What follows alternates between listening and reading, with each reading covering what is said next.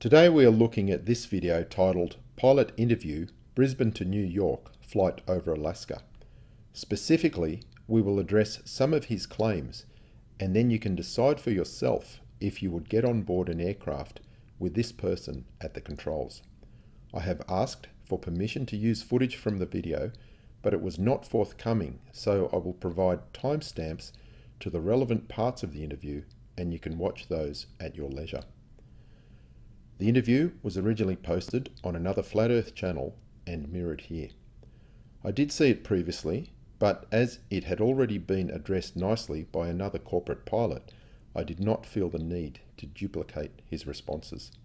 However, I have since received numerous requests to address this video, so here we go.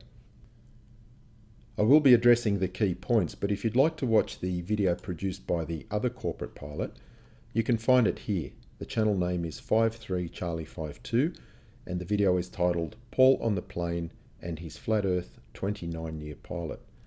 This guy is the real deal. He flies a corporate aircraft. I have been in contact with him several times by email and he has some excellent aviation related videos on his channel.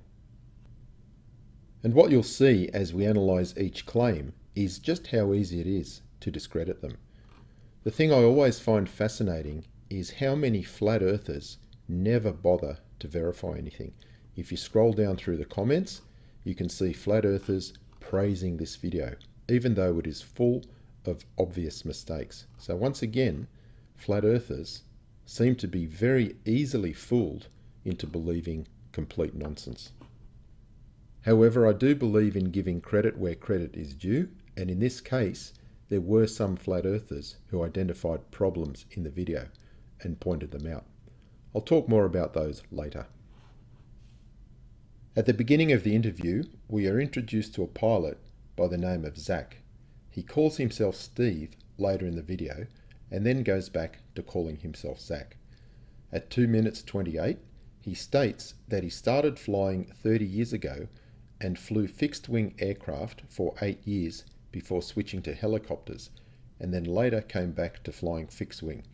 He also claims to have flown a Gulfstream G650 corporate jet. Let's take a look at that aircraft and its maximum range. So the Gulfstream G650 is a long-range corporate jet. In fact, it's the direct competitor to the Bombardier Global Express aircraft that I fly. The Gulfstream has slightly longer range with two variants. The G650 has a range of 7,000 nautical miles, and the G650ER, which means extended range, has a range of 7,500 nautical miles. Let's see how that compares to the distance between Brisbane and New York. So what I have done here is plot the direct course between Brisbane, Australia and New York in the USA using the ICAO airport codes Yankee Bravo Bravo November for Brisbane and Kilo Juliet Foxtrot Kilo for JFK Airport. You can see that the line clearly goes south of Hawaii and nowhere near Alaska. Now, one additional feature on this site is that we can put in range circles. And if we put in a range of 7,500 nautical miles from Brisbane, it will show you which parts of the Earth the aircraft can reach. And you will see this grayed out area represents locations that are beyond the range of the aircraft, departing from Brisbane with a range of 7,500 nautical miles. So as you can see, the Gulfstream G650 cannot complete a non-stop flight between Brisbane and New York anyway. The distance in nautical miles is 8,374. The range of the Gulfstream as a maximum is 7,500 nautical miles. So this pilot claiming to fly from Brisbane to New York over Alaska is talking about a flight that the aircraft is not even capable of achieving non-stop. So the pilot then tells us that when he plugs in the coordinates, the flight goes over Alaska. Let's put that to the test with our own aviation software. And remember, at no point during his interview does he show us anything to support his claims. This is 4Flight, a professional aviation flight planning program.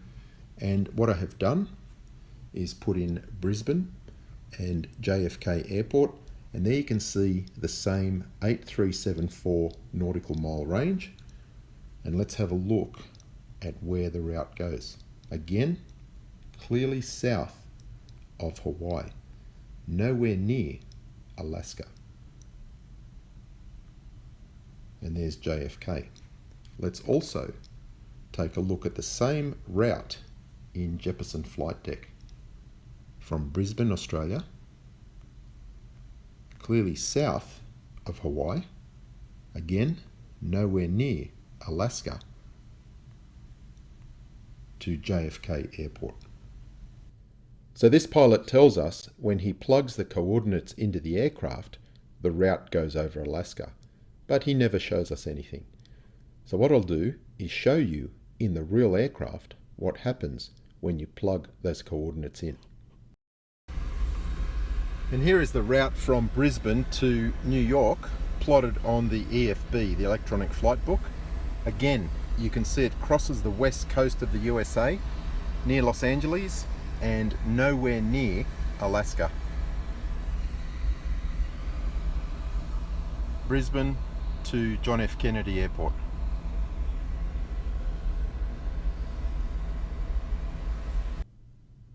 So how come we never see any of these flat earth pilots inside the cockpit of their aircraft? Why do they not show us and explain how the systems work with a real aircraft? So moving right along, in the interview at 6:20, he refers to planning a flight from Brisbane to New York. The first thing he should realize is that his aircraft does not have the range to do that. He states that on a ball, it goes south of Hawaii, and he claims that it goes over Alaska. But as we just saw in the real aircraft, it actually does go south of Hawaii. He provides no evidence, and he shows us no flight plan. Now at 9 minutes into the interview, he talks about the flight from Sydney to Perth, claiming the distance is approximately 3,000 kilometres. I have no argument with that. He then claims that the curvature of the Earth would add 900 kilometres to that sector. We're going to go through the math, and you will see that 900 kilometres is absolutely ridiculous. And this is why I can only shake my head at all the flat earthers who have praised this video, because they clearly have done no calculations themselves and clearly don't understand enough about basic mathematics to realize that this 900 kilometers is just ludicrous. And this is where I need to give credit where credit is due. So the shout out goes to Toilet Ducky 44, who is a flat earther, and though we may disagree on many things, I do respect the fact that he realizes the 900 kilometers is just wrong.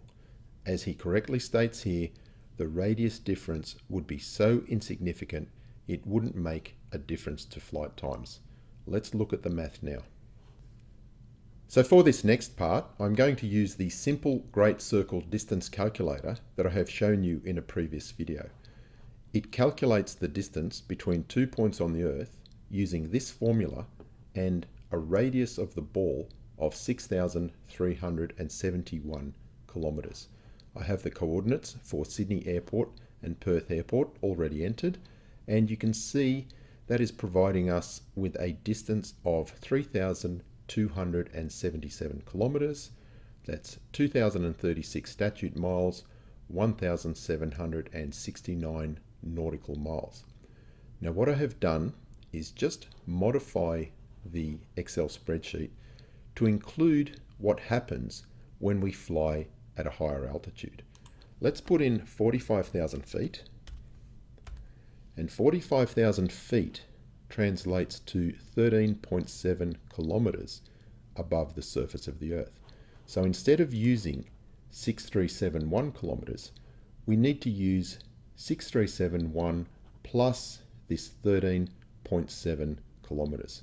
And so the formula here is modified slightly.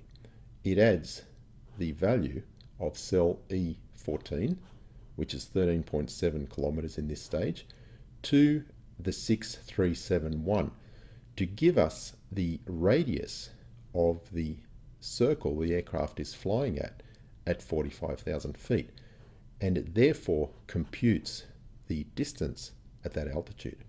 As you can see on the ground, 3,277 kilometres, at 45,000 feet, 3,284 kilometres, a difference of just 0.2%, just 7 kilometres, and that's only 4 nautical miles. Now the aircraft we operate fly at around 8 to 9 nautical miles per minute.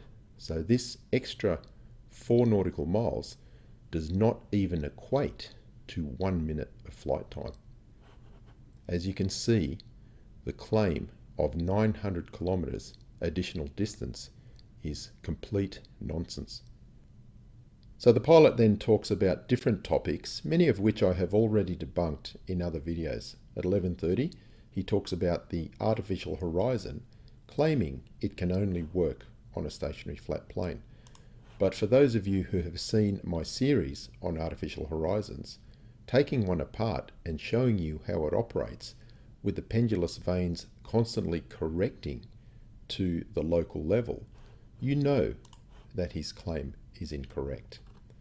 At 13 minutes in the video, Paul claims the software for flight planning is based on a flat earth. Again, I have debunked that in a past video, proving that it is based on a ball, and also that aviation flight charts are also based on a ball. So I think we've seen enough. Number one, this pilot doesn't know the range of his aircraft, and two, he does not know how to calculate simple distances across the Earth. So the big question is, would you fly with this pilot? So all I can say at this stage to those flat earthers who praise this video is, epic fail, people. You did not bother to verify the information provided. You accepted it blindly. Now, Paul on the plane was the person doing the interview, and quite politely, I did ask him several questions on his channel. He did not answer, and furthermore, my comments now appear to be hidden. So this is the real problem, isn't it? This person does not want to speak to a real pilot. He simply wants to present false information because the flat earthers who watch it are so gullible, they don't bother to verify anything, and they generate YouTube income for his channel. That's what Flat Earth is all about. It's the silliest scam on the internet, targeting the most gullible people on Earth.